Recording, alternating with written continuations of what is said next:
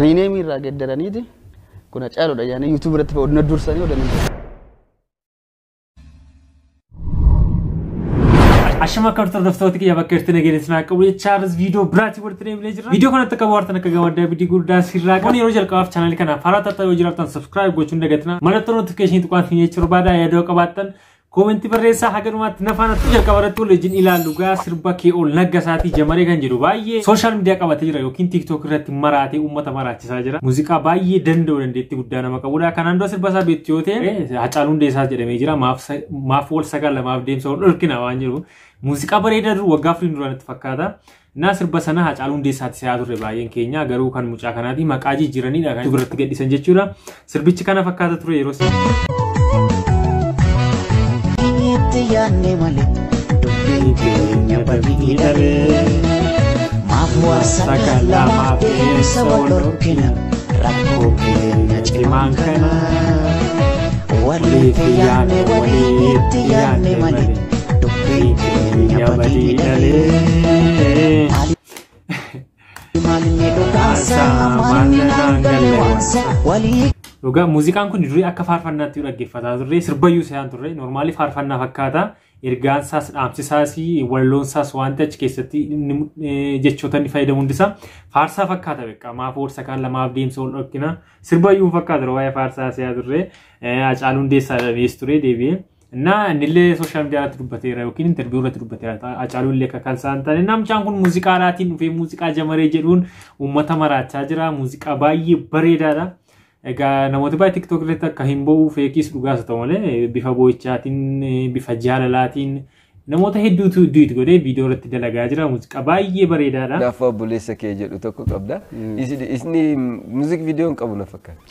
Muuziq viidiyoon qabu si maqaa kiyyaanis beekameen jiru hanga maqamaa Hacaaluutiin beekan namni hunduu hanga nama mormuutti gaanii nama hundumaanuu wal mormanii beekan namni dhugaatti hin fudhanne hanga ammaa Ojichi maquma Hacaaluutiin jira YouTube irratti dura akkam ta'e beektaa Abdoosaa xumuree harkaa hin qaba ture Abdoosaa xumuree harkaa hin qaba akkasumatti nama tokko lamatti daddarbee ture viidiyoon isaa namni sanuma fuudhee maqaa kootiin jira rename irraa geddaraniiti kun Hacaaluudha yaani YouTube irratti odna dursanii odan hin fe'in abbaa atamee jechuudha argitanii jira Hacaaluu hiriyaa masaatirraa dabarsee jechuudha Hacaaluunis quban qabu sirba kana akka inni hin sirbine yeroo haasa'u dhageeraanis.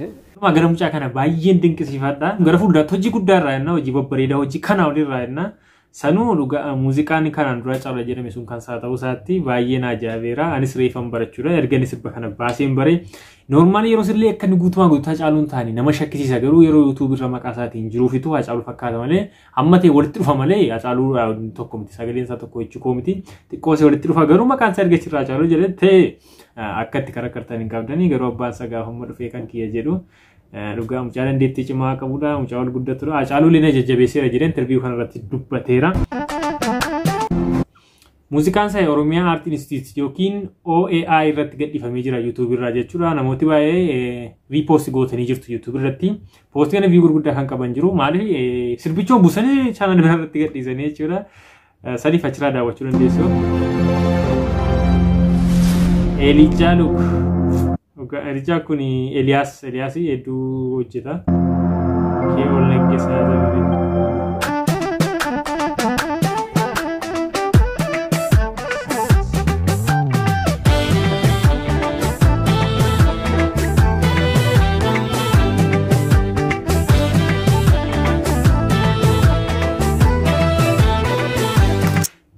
Asirratti garbaruu mata duree sirba kanaa jamaree jira. Maybe jamareen kun iddoo biraatti hiika biraa qabaachuu danda'a yookiin naannoo godina adda addaatti maqaa biraa qabaachuu danda'a garuu naannoo keenyatti jamaree waan jiru takkaan dhageenya hin beekus garuu normaalii jamaree kana akka intala sanatti maqaa fudhatee sirbe ta'uu danda'a yookiin intala sana fakkeenyaaf boontuu caaltuu akka durbatti sirbanii bakka intalatti sirbuu sana yookiin jaalallee sana jamaree jedhamu gaafatitti sirbachuu danda'a.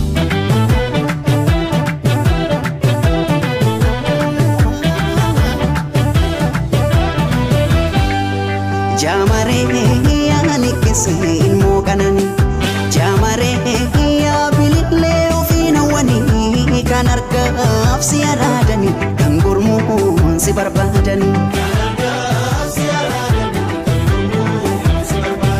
Jamare beeka akkan si jaalemamu Jamare simboo kan kee machaa hinamu imaluun dhibe si argee si darbuun cime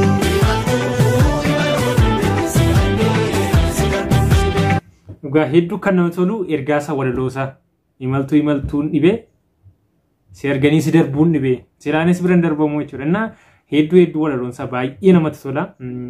Muuziqaa kana kan hojjete yeroo baay'ee Elijaa kun Eliyaas Gabbiree natti fakkaata. Innaa baay'ee hojjeta baay'ee danda'a.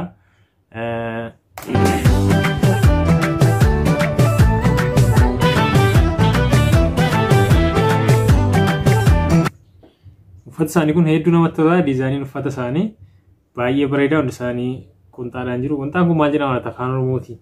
Wai kuntaallee afaan Oromoo tafa. Akkatti barre maal godhe kanan qaba. Si jaalachuun jibbinee jibba fedhee jamaree akkan kaleessa tahee narra sodaadhe malee takka lama miti koo daddabalee tan cabbe irraanfachuun didee gadhe garaa dadhabe akkam godhuree jamaree tuufanii jibbaadhe sitti kafedhee dabalee tuu amanuu sodaadhe. Dhugaa muuziqaa walaloo masaa ergama isaa baay'ee namatti tola. Kilippii isaallee bareedaadha akkuma beektan waraabbii editingiin fo'aadha. Baay'ee tokkoffaa Eliyaas hin dandeessa. Dhugaa ergaan isaa baay'ee namatti tola.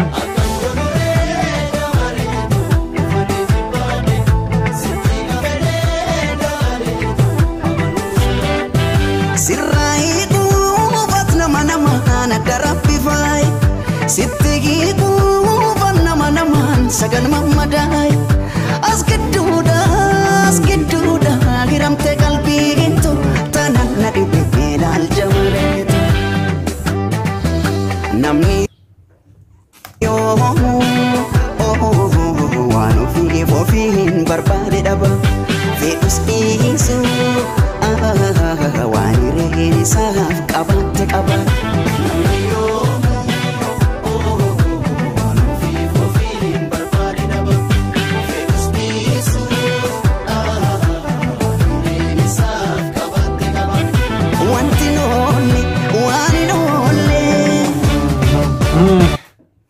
Dhugaa muuziqaan kun baay'ee argiteetti yoo ta'e sooshaal miidiyaa tiiktookii macheesseetu jira.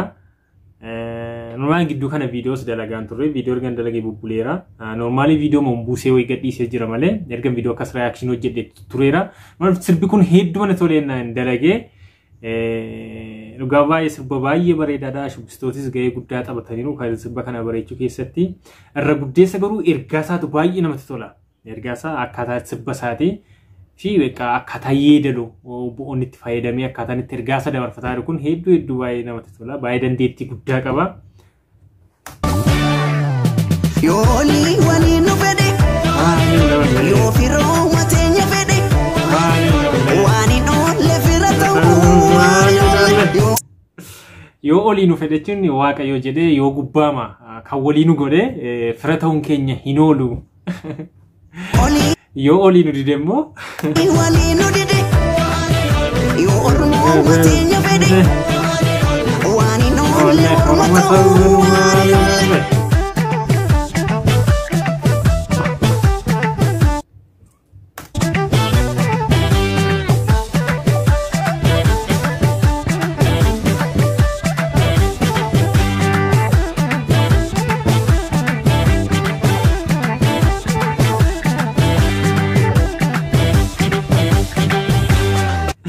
Garuu muuziqaan isaa ragada fakkaatu ragaduma naannoo ragada fakkaata. Shubbisaafis hin ta'a. Normaali sirba jaalalaatiin immoo namni keessa malee simmachaa ittiin bu'a. Argiteetti yoo ta'e akkuma tiiktookii irraa bu'amaa jiru. Rakkoo gameessa harkaan qabu kan waan argee naaf hubachuun hin dhibu. Yoon jaalala jiila sannuugaan qababee jamaree daawaan dhibeetti fudhee natti dhibee dabalee akkam godhuree jamaree ofanii jibbaadhe sitti kafedhee dabalee amanuu sodaadhe. Eree maaltii?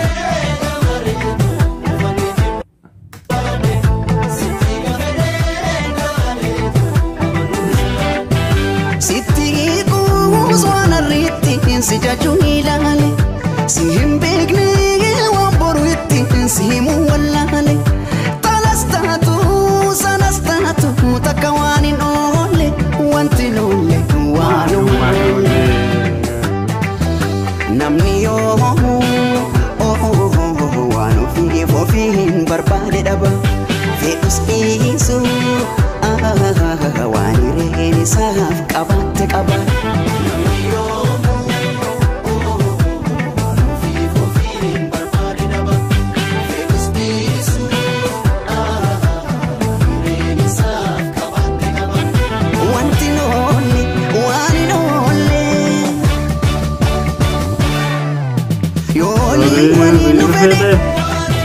Yo firo matenya fede wani no le fila yo oli wali no dede yo ormo matenya fede wani no le ormo wani no le wanti no le wanti no le wani no le wani no le wani nafne chura wan ta'uun isaa noolu ogaa muuziqaa wani noole wanti noole wanti noole wani noole wani noole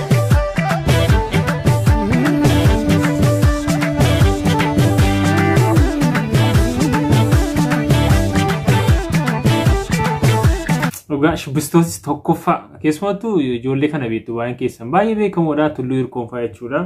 Baay'ee shubbistoota namoota muuziqaa afaan Oromoo bareechan keessaa isaan tokko gareen kun jechuudha. Yeroo baay'ee muuziqaa jechuun afaan Oromoo beekamoo keessattuu isaan argamee jira. Darbee laallaadhaa kee hanga kan galaanaa gaarumsaatti haga sadii obsaa sirboota darbee laallaan du'aalim keessa sirboota kam keessatti ijoollee kana beektuuni. Bakka baay'ee shubbisa gosa addaa istaayilii uffannaa bifa bareedaan kan isaan kilipii bareechanii ijoolleen durbaa kun hedduu nama tolu baay'een isaanii wal maktaadha.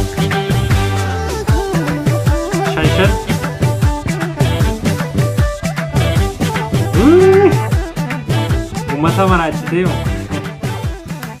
Keewol Naggasaa Director baay'ee Girmaatu Shuumii Girmaa Directorlee hojii gaarii hojjete sinemaatoogiraafii Eliyaas Kebbedee argitanii editor color grading dhugaa Elii akka abbaa jalqaba irratti loogoo fiduu Elijaa kan jedhu sana inni hedduu dandeettii cimaa nama qabudha.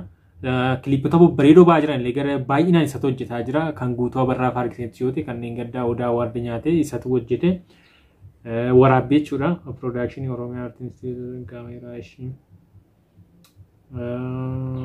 lyrics and melody dhugaa ofii barreessa argitanii barreessaa illee isaa yeedaloo illee isaa muuziqaa reenjii taamuu teekiluu mix and mastering anteena tafarra saxophone zeroon lead guitar zeroon bass guitar direjje